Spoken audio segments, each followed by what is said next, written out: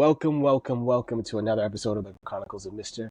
I'm Mr. Pierre, and I'm so glad to be joined by Mrs. Nelson, aka Karen, or aka Mrs. Not that Karen, but Because I'm Karen. not. Thank you so much for being on the podcast, Karen. My absolute pleasure. Thank you for inviting me. Awesome. As we were just saying right before we started recording, whatever lane of education that you are in, whether it be elementary, whether it be middle school, whether it be high school, kudos to you, because we know that this profession is not an easy one. So I guess the first question I'd ask you is, what made you choose the lane that you're in, being an English high school teacher? Some would say just because I'm a glutton for punishment, but that's not what it is. I chose high school English because I remember being a senior and thinking that all the teachers had left me behind because the majority of the concern was with the freshmen and getting them started into the new process of what high school is. By the time you're a senior, the teachers, you know what you're doing. Just, hurry up and graduate, hands off, you're done, you're an adult now. And I feel like that kind of sets our youth up for failure when they don't know exactly. I mean, it's easy-ish for us to teach a subject, but sometimes students come and they need how to tie a tie, how to do their checkbook, how to do all these things. So I just chose this grade level because I didn't want to leave them behind. I didn't want them to feel like I dusted my hands and they're good to go. Got it. Awesome. We are teachers, and we don't just teach the subjects that we teach, whether it be math or English. We're molding these young people to be active citizens of the society that they're going into. Mm-hmm. So that's dope. We were also saying before recording and some of the technical difficulties, there are some who choose to leave the profession, and that's fine. What has kept you in your role as an educator for how many years? Or let's start there. How many years have you been in education, and what's kept you going? Great question. So my start is a little different from everyone else's. At this point, I am a first year classroom teacher. So okay. August of 2024, your girl was green. But when it comes to education, I've been in education for 8 years. So I owned and operated a daycare. I directed a daycare. I did Century 21 programs in Alaska, where it's after school programs. It's basically the same as school, but none of the teachers were on the certification level. We were just tutoring and doing after school things, so students were home by themselves. So I've been in education for 8 years, but this is my first year teaching. So if I heard correctly, you were first dealing with the littles, and you went from the littles to high school. Yes, I went from, so the daycare I owned and operated was in Alaska, and then we we changed duty stations to Illinois. I'm prior military, so this would be my second career.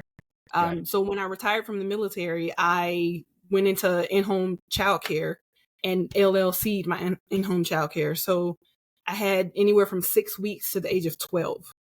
Wow. Altogether. Yeah. Like I said, some people would say I'm a glutton for punishment. Wow. I have worked with during the summer with kiddos ranging from, say, second grade all the way to 8th grade. And that for me was I had to shift my paradigm, because having to deal with just middle school kiddos, I'm like, this is my lane. I understand their ups and downs, their highs and lows, and like I can navigate that relatively well. Having to deal with that age range is something else. It's a lot. And it is a lot. And I'm not sure everyone understands how much that actually is to deal with kiddos from that. You said 6 weeks all the way up to 6 weeks up to 12 years. Yes. Wow. Yes. And I did lesson plans. I did meal planning. I shared the lesson plans with the parents because I didn't like being considered a babysitter or a glorified babysitter. So I made sure that everything I did in my childcare system was above bar. So I gave out weekly lesson plans. We had, there was a Facebook group where they can go on and see the art that the students are doing, or we're going around the base and doing scavenger hunts and learning about bugs and all these things. Like, it was a consistent progression of education for them. That makes me think to ask, was that something like you were explicitly told to do, or was that something that you're like, you know what? Like you said, I want to make sure that this is clear to all the parents that I'm not just a babysitter, that there is a curriculum. And So that I was don't just, want to speak ill on those who do in-home. yeah, There is a requirement for a curriculum, but the only thing you have to do is we're going over the color red and then leave it okay, at that. Me, I go in depth because I don't like to waste my time, Mr. mm, Pierre. And if yeah, I have your child for 8 to 10 hours a day and yeah, they don't learn something, it's my fault. And I yeah, don't want to waste my time, your time, the baby's time, especially in those years, the more formidable years, yeah. formative years. Yeah. So I That's made awesome. sure there was some sort of plan in action. My older kiddos had homework. If I saw they needed help with math or a certain subject, I would give them maybe a sheet or two to practice. Hmm. But yeah, I ran my daycare like school. How did that prepare you for what you're doing now in your, I'm using the deliberate air quotes, your first year of teaching in a classroom? It prepared me in learning, first off, how to deal with parents. Hmm. Because even at 3 years old, if I have a kiddo who's learning their colors, let's say, even at three Yeah, years old, I will give them index cards with the color and in the crayon. And the yeah, parents would go over and say, okay, they have red, blue, and green, but they don't have yellow and purple. So how can we fix that? So that prepared me for adapting my lesson plans and adapting for specific children. I yeah, learned early on what input plus one is, which for the educators who don't know input plus, input is where the general class is knowledge wise, and then yeah, plus one is where you're trying to get them. So I yeah, always do my lesson plans input plus one. I'm at a school right now where it's a Title I school, and our main goal is graduation, like motivating these kiddos to get past that line. mhm, But I don't want to just pass them. No. So I still follow my input plus one. There's no way you're in Miss Nelson's class, or Nellie is what my students call me. You're not going to be in Nellie's class and you don't know how to form a sentence, or you don't know what a middle paragraph is, or you don't know how to use commas and the conventions of writing. So that I make sure to teach those things. Yeah, it's a must. I'm pausing because I'm allowing the listeners to allow it to soak in, because even just that idea or that mindset of wherever your kiddos are coming in and whatever the baseline is, that shouldn't be the end result. That as a kiddo, as a teacher, as a parent, as the community that's looking to help mold and shape this kid, that shouldn't be it. It Yes, should be like, no, by the time at the end of the week, end of the lesson, end of the day, there should be a little bit more than what you started off with, even if it is exactly. something as simple as, okay, now I understand, oh, that's what a comma is versus a semicolon. This is why this is a question versus explanation. So there should be some sort of growth, even if it is very, very minimal. And that's dope. Exactly. And I love that. I love doing that because that way my students feel like they're getting something out of it too. It's Yeah. not just another English class. I am a firm believer. I am the most non-traditional teacher you will ever meet in your entire existence. I'm pretty sure, because a lot of my PLC, they're Yep. like, "What are you doing?" But my mindset is, if I can get the students to be excited about it. I'm not talking about dressing up. We're Hmm. going to be reading Beowulf. I'm not talking about dressing up as a Viking or anything like that. Yeah. I'm talking about if I can get them involved in the lesson. I do teach backs. I have a mic that I use in my classroom because I have a big class and I have Yeah. 42 students in each of my classes. So I'll take my mic off and give it to a student, and because what, teach me. We went over Yeah. this last week. Yeah. Teach the class, and I'm going to sit down. I'm going to be the student.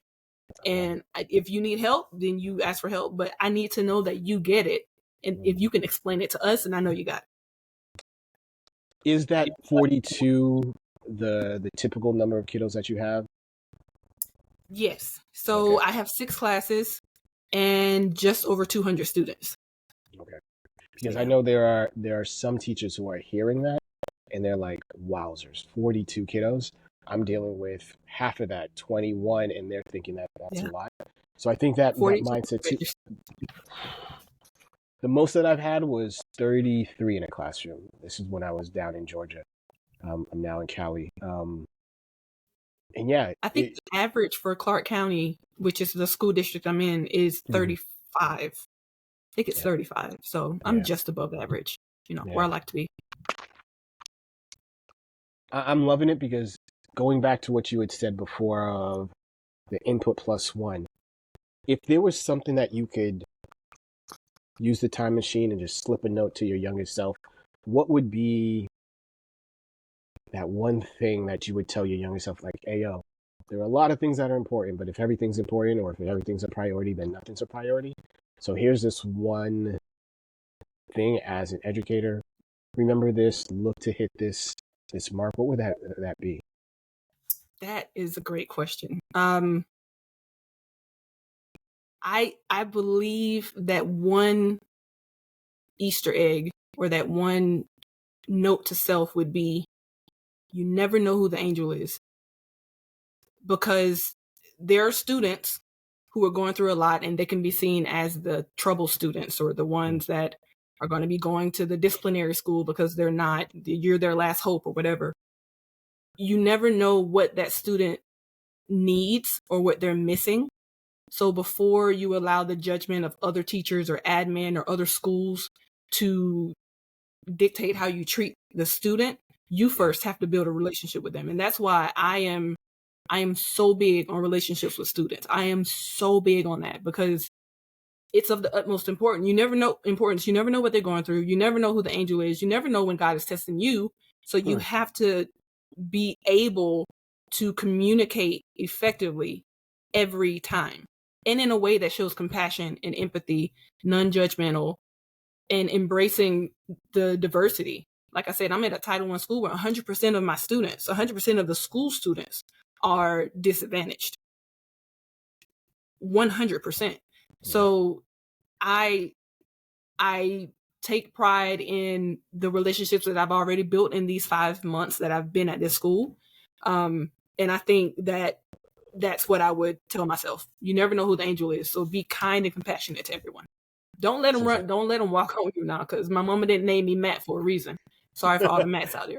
But listen, but be compassionate every single time, no matter what their history says.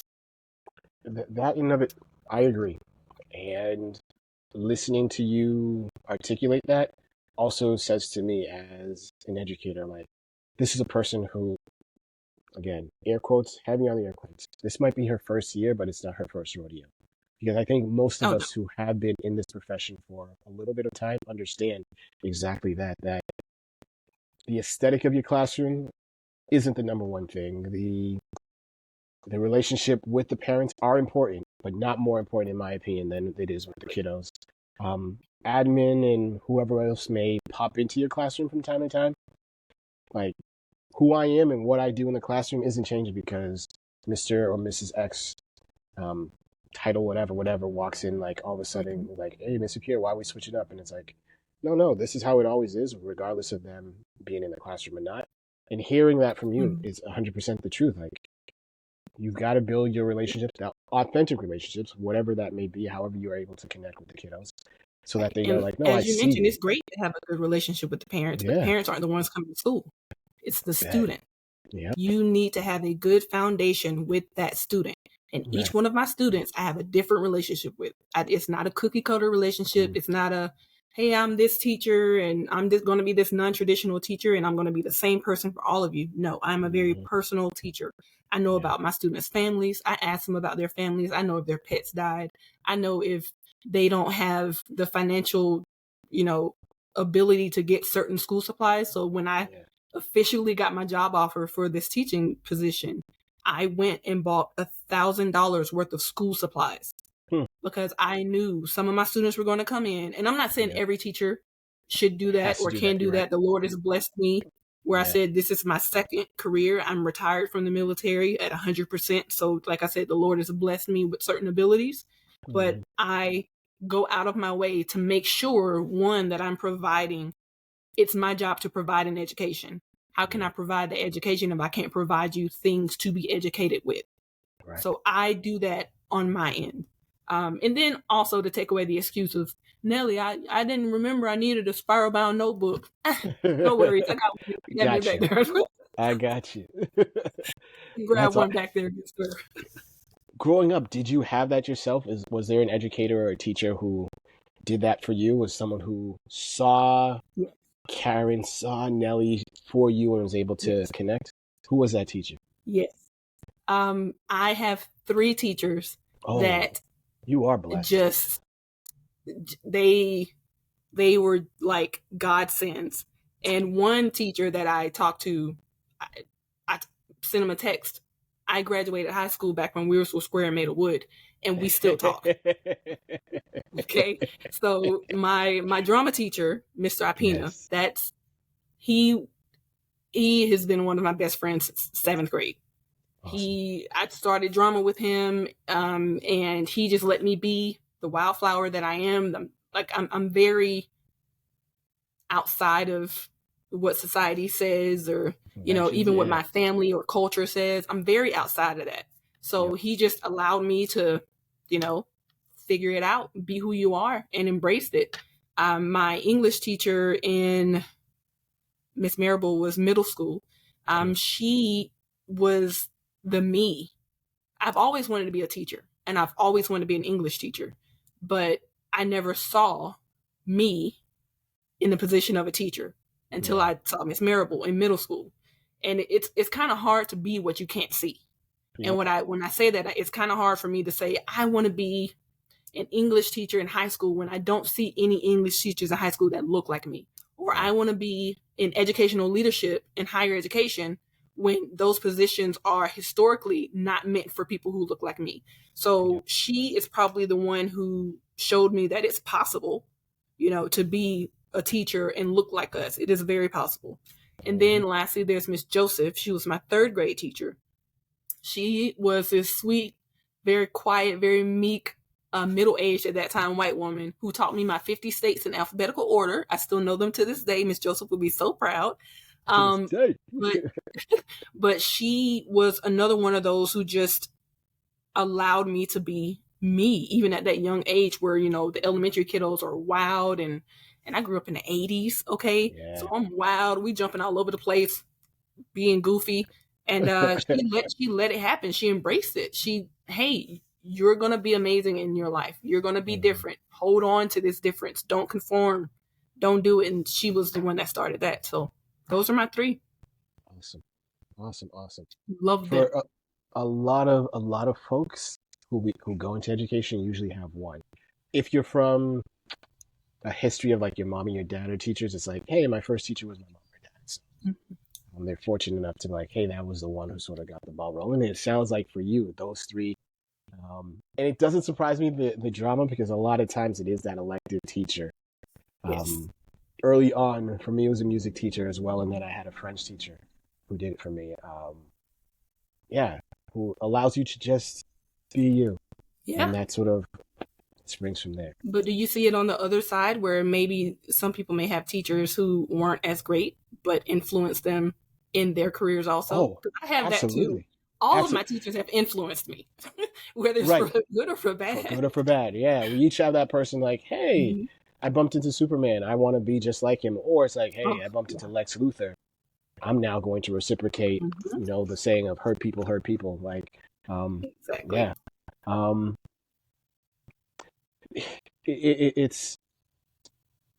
it's wild to see what the trajectory could be, and in knowing that we are in front of our kiddos for such a good chunk of the day. I tell my kiddos like, hey, yo, kiddos, I love y'all because I spend the majority of my time with you.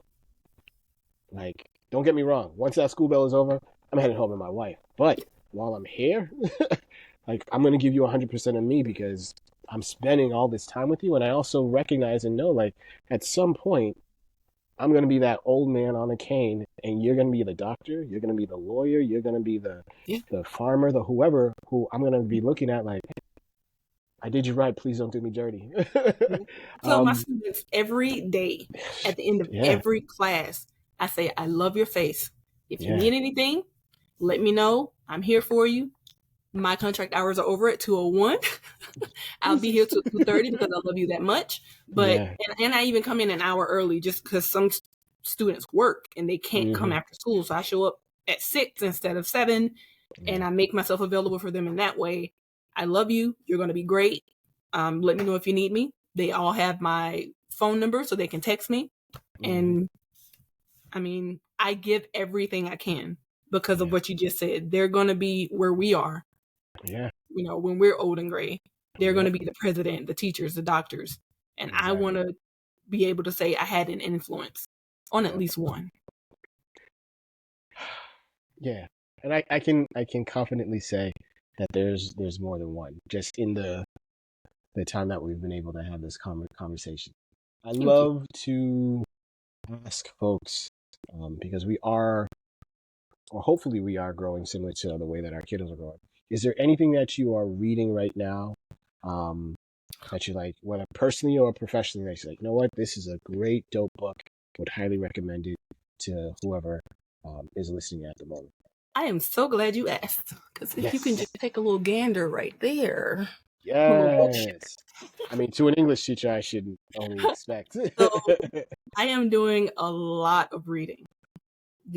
One, on the scholarly side, on the academic side, because I am a PhD candidate and I am about 6 months away from being Dr. Nelly. Yes. So I'm reading a lot of hiring procedures and DEI information for higher education, and doing a lot of quantitative numbering to see what the percentages look like for African American women in higher education leadership. So I do a lot of reading in the academic realm on Awesome. that subject. On my pleasure reading side, oh my goodness, Bone Houses is a great one. That's by Emily Donahue. We have The Man Who Died Twice by Richard Osman. Oh man, what am I reading now? We have, let me grab my phone and look at my list of what I'm reading right now. I read, my average is about 350 books a year. So are you I on mean, Goodreads? I'm sorry? Do you use Goodreads? I Like do not. So to you want to track? hear something funny? I love reading, Yeah. but I feel like if I leave any type of comment or review, it's going to make, because I'm a writer, I have my master's in creative writing. So Yeah. I understand how personal it is, even if it's a fictional work, to Yeah. put it out there. Yeah. So I don't want to be the cause of some writer feeling like they didn't quite hit the mark, because I know how that feels. So I don't leave. I know that's bad to say, but I don't leave Goodreads. Elements of Fiction I'm reading right now. Like I said, I'm a writer. The 7 Habits of Effective People, A Wrinkle in Time, I reread. Both of those are good. Yeah, You Like It Darker by Stephen King. I like reading very dark and borderline psycho things. I'm the girl that goes to sleep to like crime podcasts. Okay. I should also tell you that when I was in the Air Force, I was a cop. So my interests are more toward the macabre than they are rainbows and unicorns. Yeah. And butterflies and whatnot. Okay. So Dean Koontz, right. You Like It Darker, Secrets of Spirit Energy by Darius Knight. That's a must read. It's actually going to be a trilogy, I think. I have the second book, I just haven't started it yet. But I do a lot of reading. That's awesome. And you said 350 on average. That's my annual goal. That's my minimum. And I read anything. I prefer fantasy and fiction, literary fiction, but I'll read whatever. Cool. Because you never know what you'll learn. Whether true. it's a new word or something. Yeah. Learning is always out there. Are you a reader? I am. I'm currently reading The Dreamkeepers by Gloria Ladson Billings. And then in terms of like fiction, well, there are a couple things. I am a lover of the fallen. I don't know why this is not showing up, but lover Black of Panther. Oh yes. Yeah. So love comics. So I'm reading that for once my mind goes away from the professional, like, all right, how do I help our Black kiddos, our Black and brown Have you kiddos? been able to relate to your students because of your love of reading? Absolutely. Isn't it crazy it how was similar? that works? It was like you mentioned of, here was a person who looked like me. So majority of the time that when I'm on a campus, I'm one, if not the only black male teacher, Mm-hmm. um, who's in a core subject, whether that be math or science or what my position now as a STEM elective teacher. A lot of times it's like we are the PE teacher or the correctional officer or something, but not in the classroom. So to see me in the classroom, a lot of the kiddos are like excited, like you're Yes. mentioning, like, oh, okay, finally, someone who looks like me, who Mm-hmm. can relate. Um, yeah, and that nerdy aspect of me, I'm just like, yeah, the blurted me comes out and they love it as well because like, all right, cool, cool. We can talk about this, and this. Here's someone who understands the XYZ and not having to go through the A through Mm-hmm. A through W to Yes. like, okay, this, which can be a bit tiring. So yeah, I use a lot when it comes to books, for instance. I use a lot of things like that to connect with my students. I yeah, watch anime, I read yeah, mangas, yeah, I listen to all kinds of music from yes, 80s R&B to scream rock to hair metal. okay. I have Heelys, or I had Heelys. I'm with the little, Heely crowds. Um, I listen to Dashboard Confessionals. I literally try to keep myself somewhere, Plugged in. Yeah, some kind of way. And I also have a 15-year-old and an 11-year-old, so they help me out. there you go. I think my 15-year-old cried a little bit when I said skibbity for the first time. I don't even know what it means. Same, same. I hear the kids saying things. I'm just like, what's the context? How do you use this in a sentence? I don't know. How? And then he explains it to me, and I use it in that context, and he goes, "No, that's wrong." Yeah, that's okay. Yeah, I mean, I guess. But yeah. anyway, it's great to be able to use those things to connect to the students, because the first thing I did in the first day of class, mind you, August 8th, I found out I Mm, got the job. August 9th, I found out it would be 12th grade English. wow, And August 12th, school started. So I got my wow. classroom set up and all of that in that little bubble. But it's important for me to tell the students that I'm not much different from them, because I have a lot of students who they go, "Oh, you look like me, but you've never been through the struggle. You never done this." Have you ever seen food stamps come in a little booklet? My It, allowance was food stamps. I it, grew up I am from in and the streets. Just because I don't talk like it, just because I may yeah, not look like it, doesn't mean I don't. And I'm not, yeah, belittling what their lived experiences are. right. But I think it's important for them to know that I wasn't born a PhD candidate teaching Yeah, 12th grade English. I was yeah. born below the poverty line. I was born in the house of a single mother with 4 children, absent father. I was born with a mud spoon, not a wooden one, Or silver one. a mud spoon. Okay? But I go through this with my students just to show them that you can get there from here. It's never too late. It's never too late. Yeah, If my students tell me right now, I have a student that has a record. If he tells me right now that he wants to be a cop, I'm going to figure out every way I can to get him on the path of getting that dream to become a reality. Because if that's what's going to make you happy, that's what we need to do. I'm not going to look at him and say, "Oh, you got a rap sheet. You can't do nothing. You might as well get ready to go to McDonald's." hmm, A lot of my students get or don't receive the love that they so desperately need from home, because, no slight on the parents, but parents are overworked, or they're trying to figure out, things with this economy that's going to be changing in about 2 days. They have a hmm, lot of things going on. yeah, I like to try to be that front door. Not not saying that my classroom is home. I like them to feel like they're home in my classroom. I want them yeah. to come into class, they hug me, "Hey Nelly, how you doing? Man, you want my dog pooped on my homework last night. Did you still bring it? Because I got a dog too." These types of conversations, I mean, it's very playful banter, but they know I care about them. Yeah, They know I will cut down any admin that is going to hinder their ability to do what they need to do. Luckily, my admin at my school has been chef's kiss. I have yeah, no qualms with my admin, but again, I'm only there 5 months. So I know a lot of yeah. veteran teachers.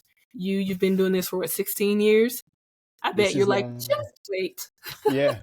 No, it's. I would say to that, this is year 18 for me. And 18. I would say though, when you have just, I mean, you understand because of like you were Yes. saying that there are peaks, there are valleys, there are ups and downs. And so when it's good, rake it in terms of Hmm. like harvest, fill your bucket. Um, because there will be those moments, whether it is admin or it's just you, where you're like, you know what, I'm in a funk. Everything that could possibly go wrong in my own life seems to be hitting at that time. Admin can be doing all the things, but if you're not Yeah. 100% there or even 50% there, then it's going to be difficult. And so, yeah, when it's good, enjoy it, and because you will need to remember those good times in order to It's sustain you to true. so that you to get you through those tougher times. Because it's so easy to be like, it's all bad, it's all bad, it's all bad. When in reality, it's not. There are some bad moments, but if you can remember those good times, and it's like, all right, good, that'll keep me going. And if you can't, because it's only been all bad, then all likewise too. All right, exit stage left. Take a breather. And if you decide to come back in, super duper. If not, vaya con Dios. I wish you all the best because This is, I understand. I'm sorry, go ahead. No, I was gonna say I understand. Anyone who chooses to stay or goes. Yeah. This has been my dream since I knew what a teacher was. Like, Yeah. it's always been an English teacher. Some girls dream about their weddings. Some, guys dream about, whatever uniform they're going to wear, military, firefighter, whatever. I dreamed Mhm. about what my classroom is going to look like. It's always been teacher. It's always been teacher. Even That's when awesome. I was in the military, I brought in the teaching aspect. I got certified in principles of instructing to do the training, to teach the training.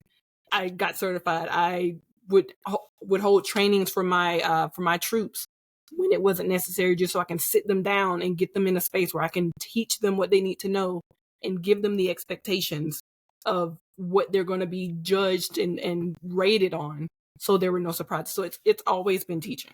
It's always been teaching. So I know I'm not going anywhere. As you were speaking, um, I couldn't help but notice the hoodie that you're rocking. Is that Rafiki? You're like, I knew I was gonna be a teacher. I'm just like, is Sis wearing Rafiki on her chest? It is Rafiki, which is Okay. funny because my students will tell you my favorite word in the history of words is Yeah. friend, because it Say can it mean so again. many friend. Okay. It can mean so many different things. Hmm. Um, I before I learned my students' names, hey friend, remind me your name one more time, Yeah. because it brings them closer to you. It lets them know you're trying to make a connection, even though I haven't learned your name yet. Yeah. So it's funny because Rafiki in Swahili means friend, and my hair, I named my hair Rafiki, Yeah. friend. So I don't know. It was just, yeah, it just worked out that way. It works out that way. It works out that way.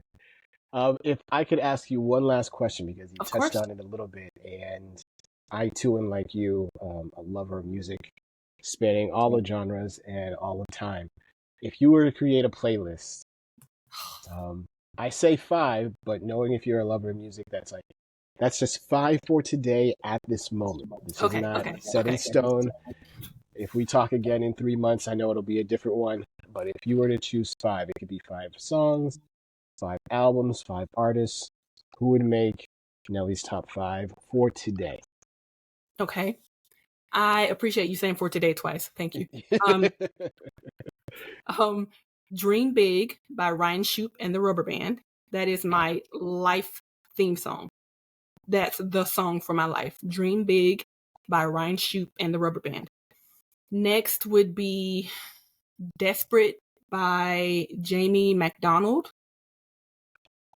Um, Come Jesus Come by CC Winans.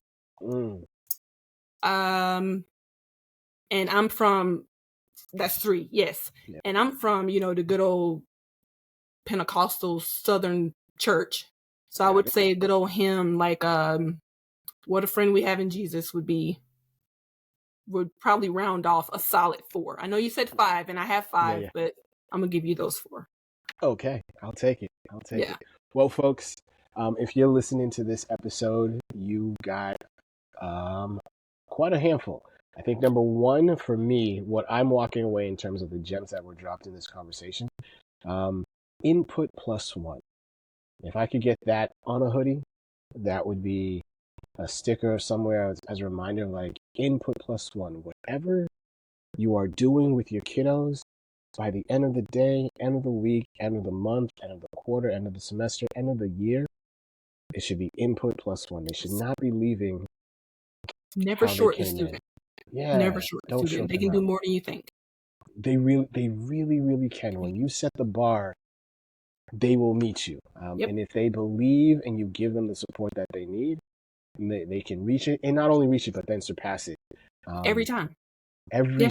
every single time, every single time. Mm-hmm. So I'm hoping that if you are an educator, remember that. If you're someone who's education adjacent, likewise, remember that there's going to be the ups and downs.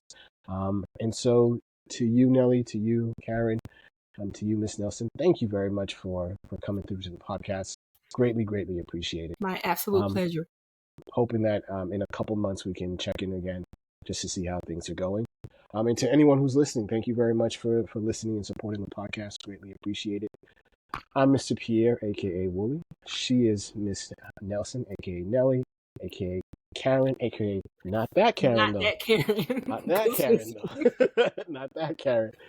And this has been another episode of the Chronicles of Mr. And we're out.